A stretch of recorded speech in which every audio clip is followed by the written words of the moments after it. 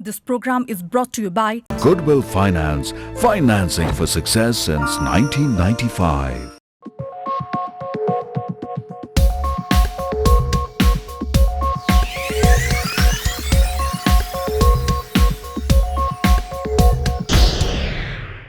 नमस्कार दर्शकवृन्द, AP trade टकमा स्वागत छ।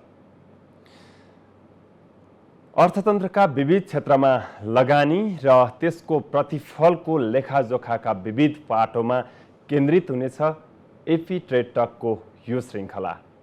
अतिथि हुनुहुन्छ उद्यमी एवं नेपाल बैंक तथा वित्तीय संस्था परिसङ्घका अध्यक्ष पवन गोल्यान। स्वागत छ यहाँलाई। नमस्कार, धन्यवाद। प्रारम्भ यो कोभिड महामारीबाटै गरौँ। यसले जनस्वास्थ्यमा त प्रतिकूल असर पारेको छ नै, आक्रान्त बनाइरहेकै छ जनजीवन, उपचार लगायतको कुराहरूमा उचित सम्बोधन हुन नसक्दा थप मानिसहरूमा अन्यल पनि सिर्जना गरिरहेको छ। यही बिचमा उद्योग व्यवसायको स्वास्थ्य कस्तो छ र यो अवस्थामा झन् यी औषधि उपकरणदेखि लिएर दैनिक उपभोग्य वस्तुको माग समेत अझ बढिरहेको बेलामा कुन ढङ्गले आपूर्ति व्यवस्था गरिराख्नु भएको? अहिलेको बेलामा उद्योग सञ्चालन गर्न अलि रिस्क बढेको छ।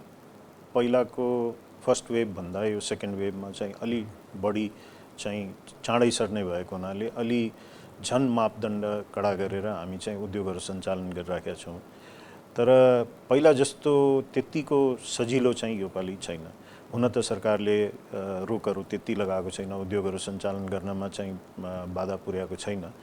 तैपनि त्यो अहिलेको बेलामा अलि सचेत भएर गर्नुपर्ने आवश्यकता छ। र जहाँसम्म आपूर्तिको कुरा छ, यो आपूर्तिमा त्यस्तो अहिले समस्या देखिएको छैन, किनभने उद्योग सञ्चालनहरू पनि भइ नै राखेका छन्। तर फुल क्यापेसिटीमा हुन सकेको छैन। त्यसको कारण चाहिँ अब कामदारहरू चाहिँ उद्योगसम्म आउनको लागि नै अहिले गाह्रो छ र उद्योगहरू पनि चाहिँ बाहिरको कामदारलाई बोलाएर चाहिँ काम गराउन पनि अलिकति डराएको अवस्था छ।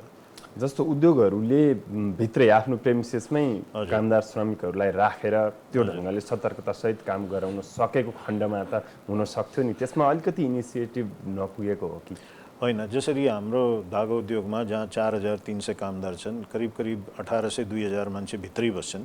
त अहिले चाहिँ हामी 2000 मान्छेलाई नै अलि ओभरटाइम गरेर उनीहरूलाई खानाको व्यवस्था गरेर हामी चाहिँ काम चलाइराखेका छौँ।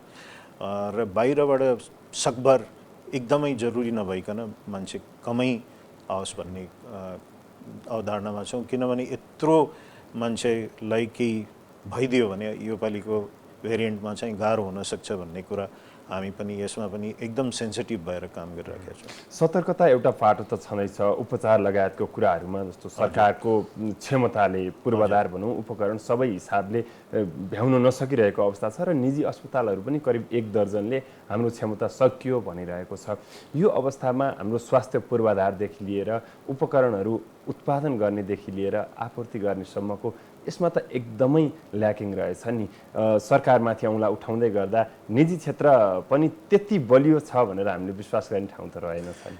हेर्नुहोस्, यसो छ, यसमा यो एकदमै अहिलेको अवस्था एकदम गम्भीर पनि छ र एकदम चाहिँ हार्ट ब्रेकिङ जस्तै छ। यसमा कुनै बिमत छैन। यसरी अक्सिजन नपाएर मान्छे मरिराखेको, बेड नपाएर मान्छे मरिराखेको हेर्दाखेरि कसैलाई पनि राम्रो लाग्दैन। खास गरिकन म 2 दिन भयो म राम्ररी सुत्नै सकेको छैन यो सोचेर पनि।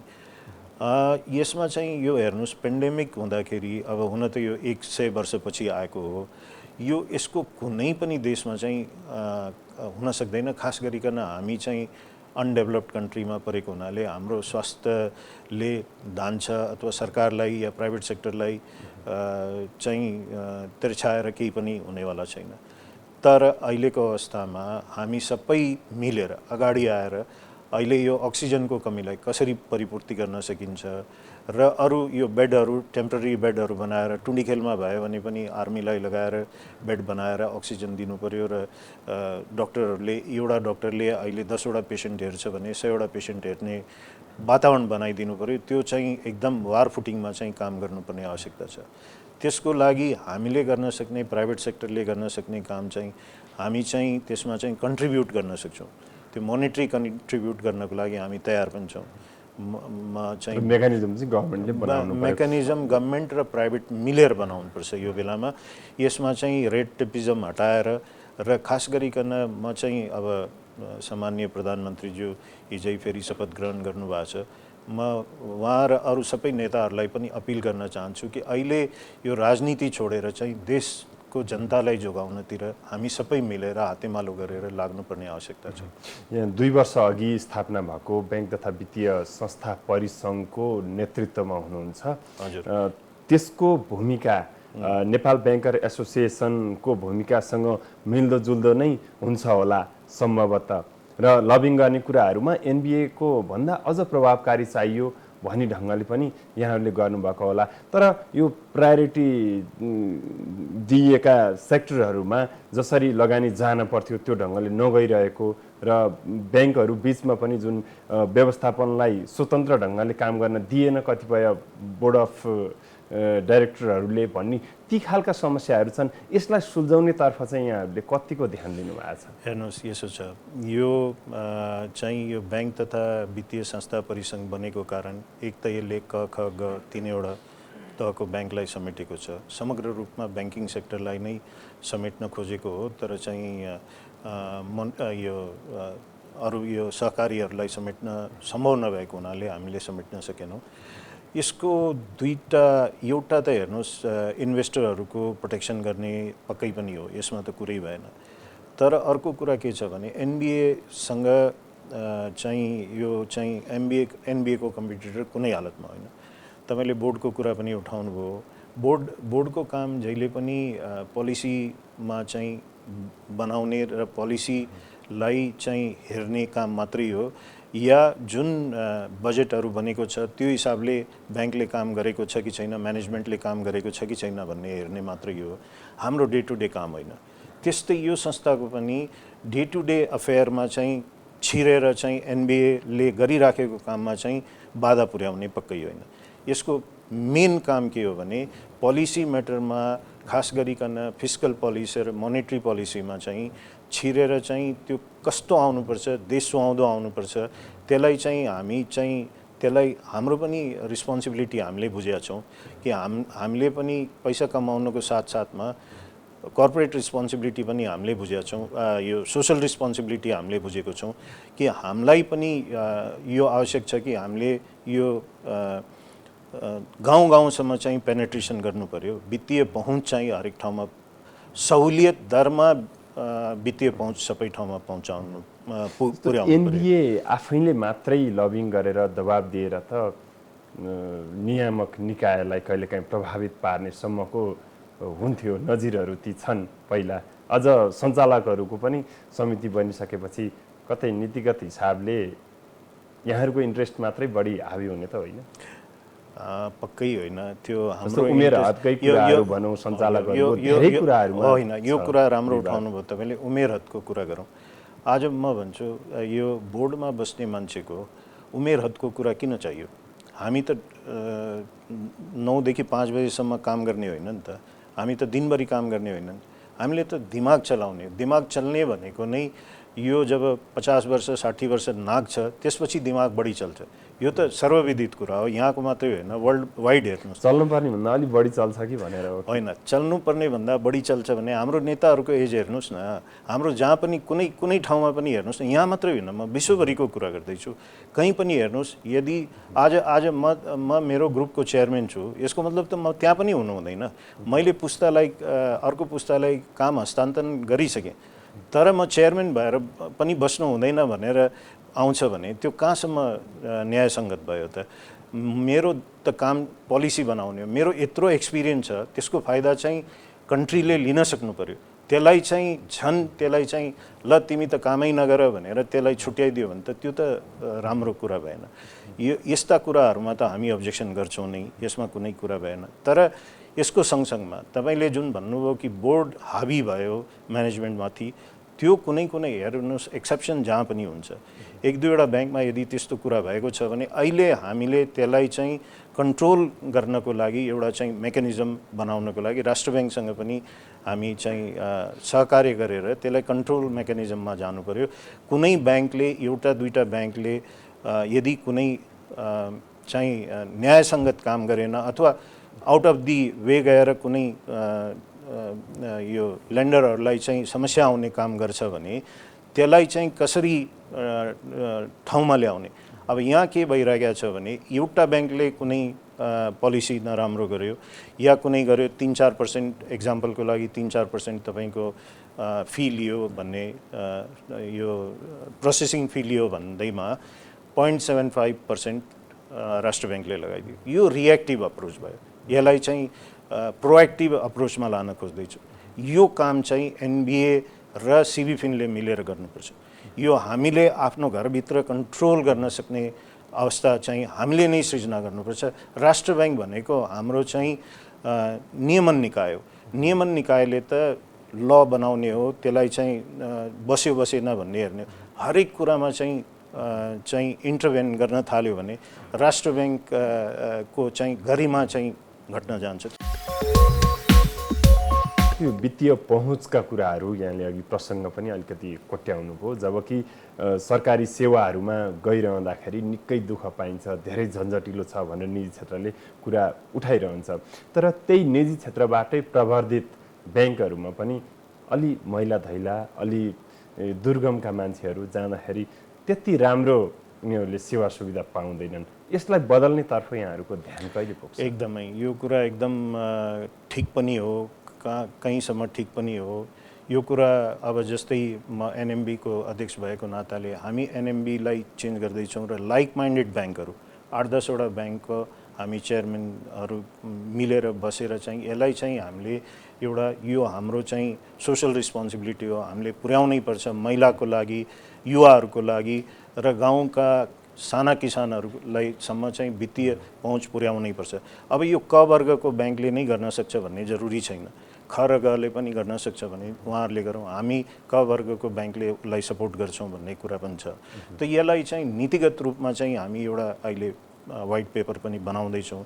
क ख ग वर्गको ब्याङ्कहरूको के काम हुनुपर्छ, कसरी हामी सहकार्य पनि गर्न सक्छौँ, त्यो बनाएर हामी राष्ट्र ब्याङ्कसँग चाहिँ छलफल गरेर त्यसलाई चाहिँ कार्यान्वयनमा ल्याउँछौँ। यो बिचमा चाहिँ हामी यो सहुलियतपूर्ण कर्जाहरूमा चाहिँ बढोत्तरी होस् र अहिले जुन राष्ट्र ब्याङ्कले दिएको छ त्योभन्दा पनि हामीले बढी गरेर देखाउँ भन्ने कुराको लागि हामीले यसलाई चाहिँ एकदम सिरियसली बोकेको छौँ। यहाँ लगानी तथा औद्योगिक प्रवर्धन बोर्डको सदस्य समेत हुनुहुन्छ, हजुर, सरकारबाट गठन भएको। हजुर, त्यहाँ रहेर काम गरिरहँदाखेरि उही साक्षी सदस्यको रूपमा मात्रै आफूलाई पाउनु भएको छ कि केही आफ्नो कुराहरू राख्न पनि सक्नुभयो? एकदम हेर्नुहोस्, मलाई त जब यो भयो त्यो बेलामा पनि अचम्म भएँ। मलाई थाहा पनि थिएन कि म हुनेवाला छु या यस्तो एकैचोटि फोन आउँदाखेरि।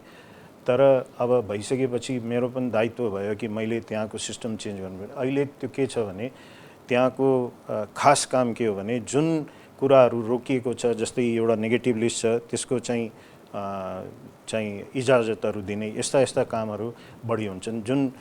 तर पोलिसी म्याटरमा चाहिँ बढी काम भएको मैले देखेँ 2-3 वटा मिटिङ एटेन्ड गर्दाखेरि।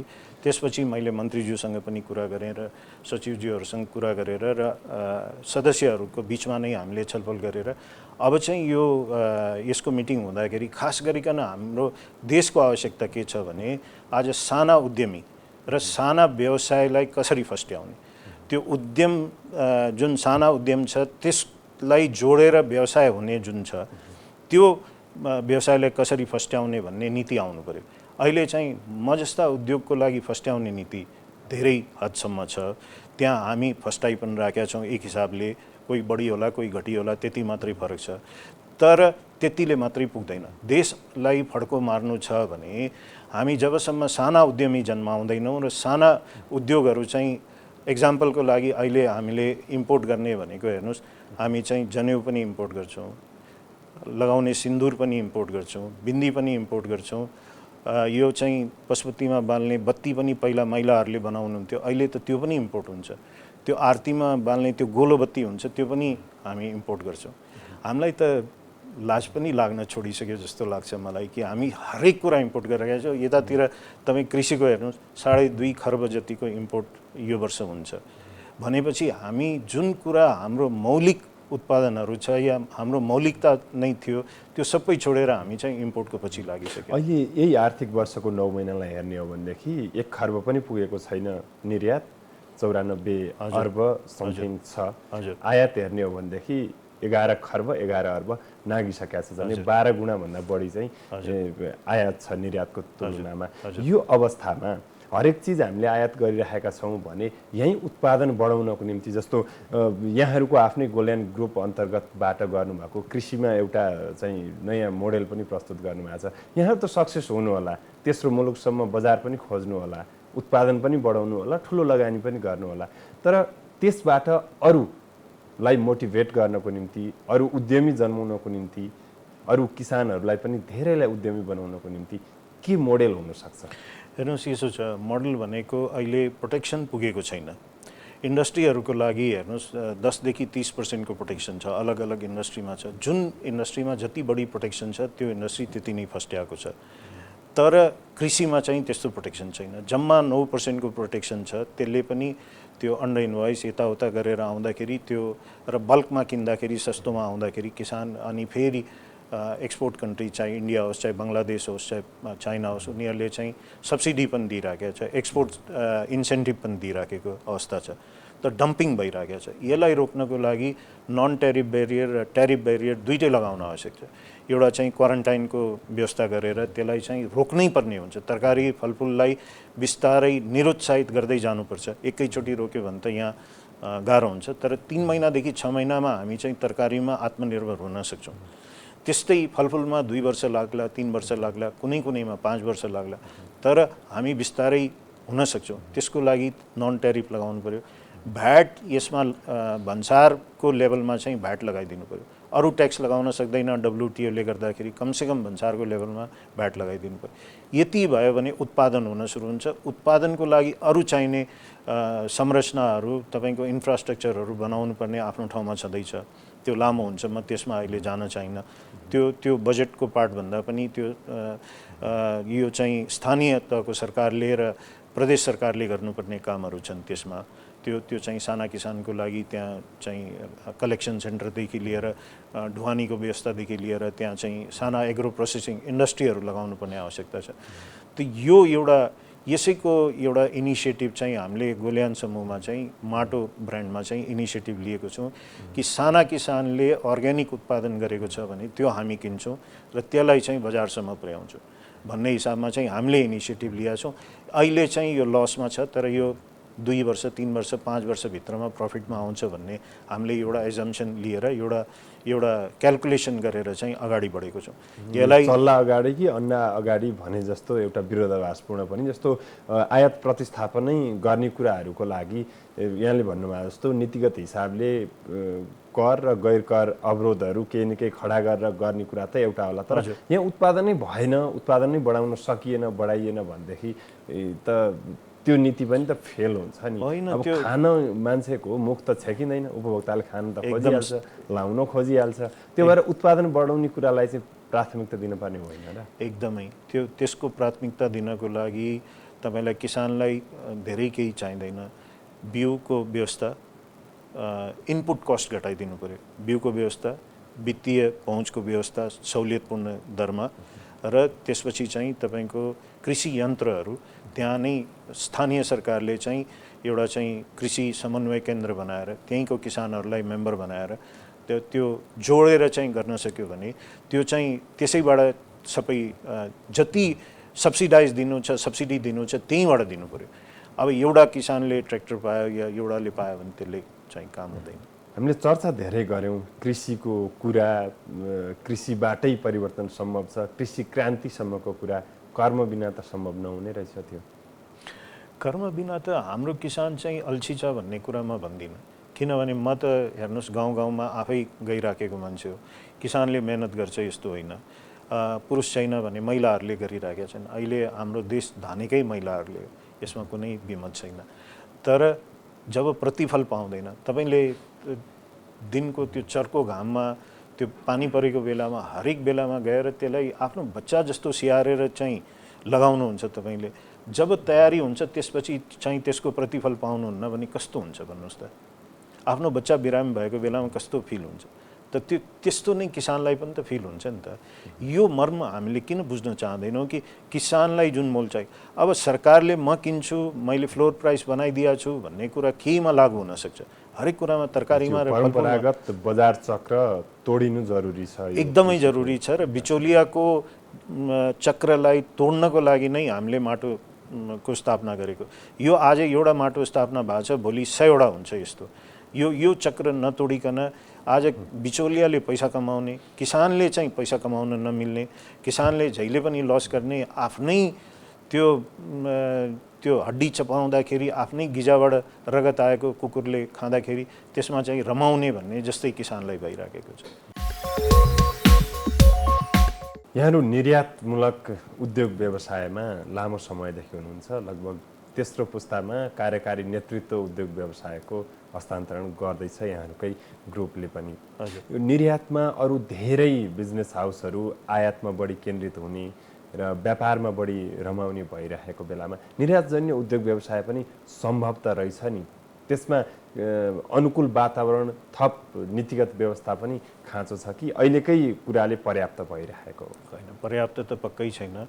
हामीले गऱ्यौँ, हामीसँग चाहिँ पुँजीको छ, हामीसँग लामो समयसम्म चाहिँ हामी लस गरेर पनि गर्न सक्छौँ एउटा ग्रुप भएको नाताले। तर साना उद्यमीहरूले त्यसरी गर्न सक्दैन। उनीहरूलाई चाहिँ आज लगानी गर्यो भने भोलिदेखि नै प्रतिफल चाहिन्छ। यो ट्रेडिङ फस्टाउने कारण पनि नेपालमा त्यही हो, किनभने सरकार पनि राजस्वमुखी भयो, उत्पादनमुखीबाट राजस्वमुखी नै भयो 20-25 वर्ष अगाडि। होइन भने त्योभन्दा पहिले त हाम्रो देशमा अर्कै स्थिति थियो नि त। अहिले साना उद्यमीहरूलाई फस्ट्याउनको लागि, जस्तै म एक्जाम्पलको लागि अल्लोको उत्पादनहरू, तपाईँको हाते कागजको, जडीबुटीको, यो ह्यान्डिक्राफ्ट्सहरूदेखि लिएर महिलाले उत्पादन गर्ने विभिन्न सामानहरूको यसको अलिअलि चाहिँ एक्सपोर्ट हुन थालेको छ। तर त्यसमा पनि धेरै समस्याहरू छन्। खास समस्या भनेको एउटा पुँजीको पहुँच नै छैन, वित्तीय पहुँच छैन। त्यो हामी गर्दैछौँ अहिले। त्यो हामीले सिबिफिनमा गर्ने काम, त्यो ब्याङ्क तथा वित्तीय परिसङ्घमा गर्ने काम मध्येको एउटा काम यो पनि हो कि उहाँहरूसम्म चाहिँ पहुँच हुनु पऱ्यो भन्ने। त्यस्तै गरी उहाँहरूलाई चाहिँ एक्सपोर्ट इन्सेन्टिभ दिनुपर्छ भनेर लबिङ गरिरहेको छु। अहिले मैले हरेक ठाउँमा यो कुरा भन्ने गरेको छु कि हाम्रो मौलिक उत्पादनलाई हामी बढीभन्दा बढी जोगाउनको लागि र फस्ट्याउनको लागि वर्ल्डमा चाहिँ त्यसको डिमान्ड पनि छ, नेपाल मेड इन नेपालको लेभलको भ्याल्यु पनि छ, हुँदाहुँदै पनि हामीले उत्पादन गर्न सकेका। ठुलो अर्डर आयो भने उत्पादन हुँदैन, किनभने इन्फ्रास्ट्रक्चर बिल्ड भइसकेको छैन, मान्छेलाई कन्फिडेन्स छैन कि त्यही अन्डा पहिले कि चिकन पहिले भन्ने कुरा नै आयो होइन। त त्यसको लागि चाहिँ स्टप ग्याप एरेन्जमेन्टको लागि ट्रेडिङ कम्पनीहरू चाहिँ जुन इम्पोर्ट गर्ने ट्रेडिङ कम्पनीहरू छन् त्योभन्दा चाहिँ यो चाहिँ एक्सपोर्ट हाउसहरू चाहिँ आउनु पर्यो। त्यो अवधारणा चाहिँ अगाडि बढेको छ। अब चाहिँ चाँडै पास होला। त्यो स्टार्टअप बिजनेसदेखि लिएर यो निर्यातमूलक उद्योगहरूलाई थप प्रोत्साहित गर्ने भनेर सेजमै पनि त्यो खालको बनाएको छ। त्यसैगरी लगानी गर्ने कुराहरू पनि छन्।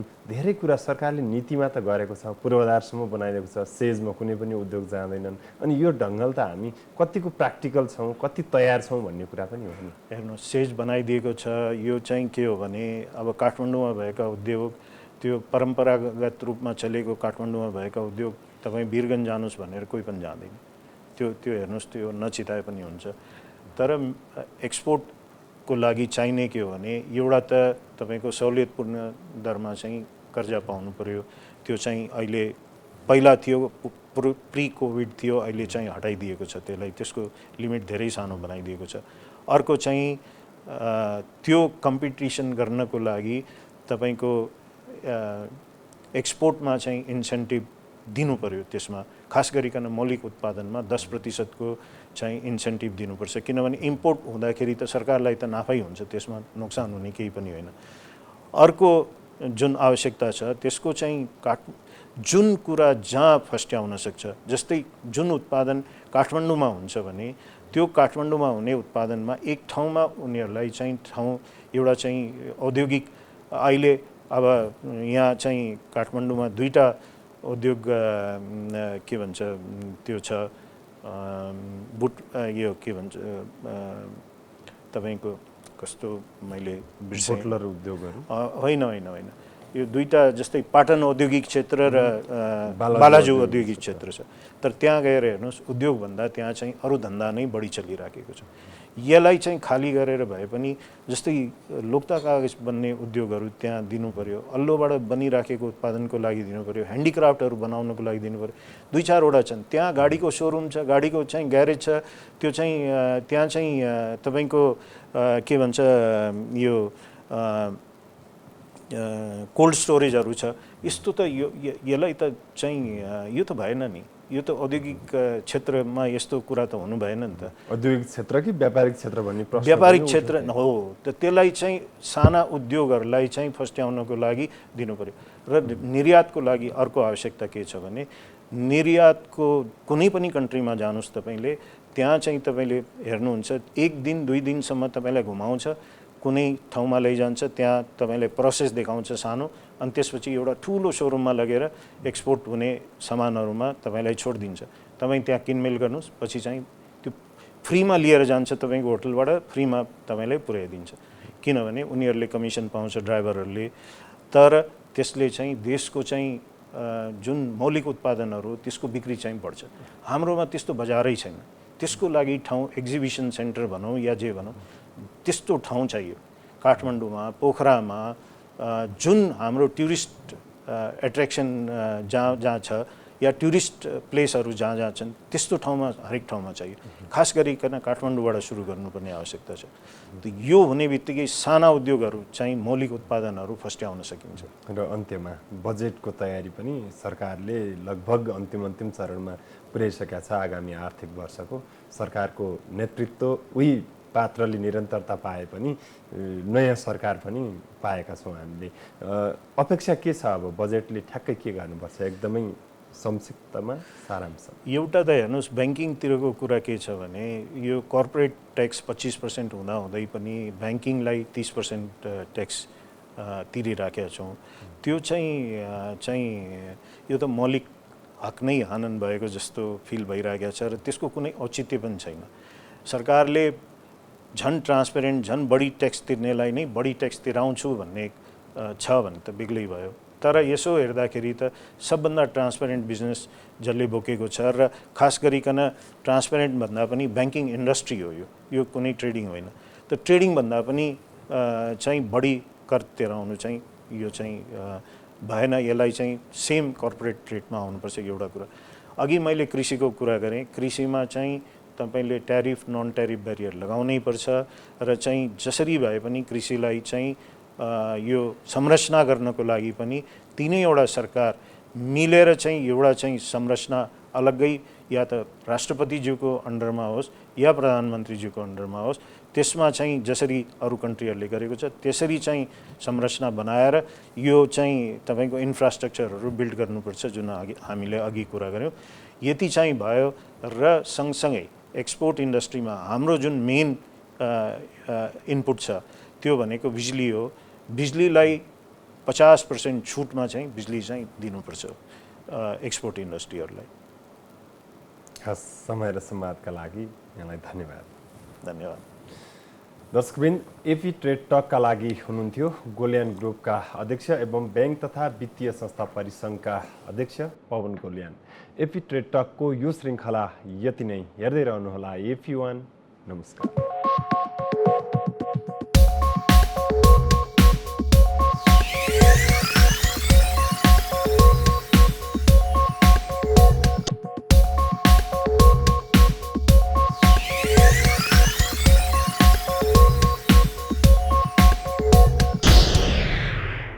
This program is brought to you by Goodwill Finance, financing for success since 1995. It's an AP1 presentation.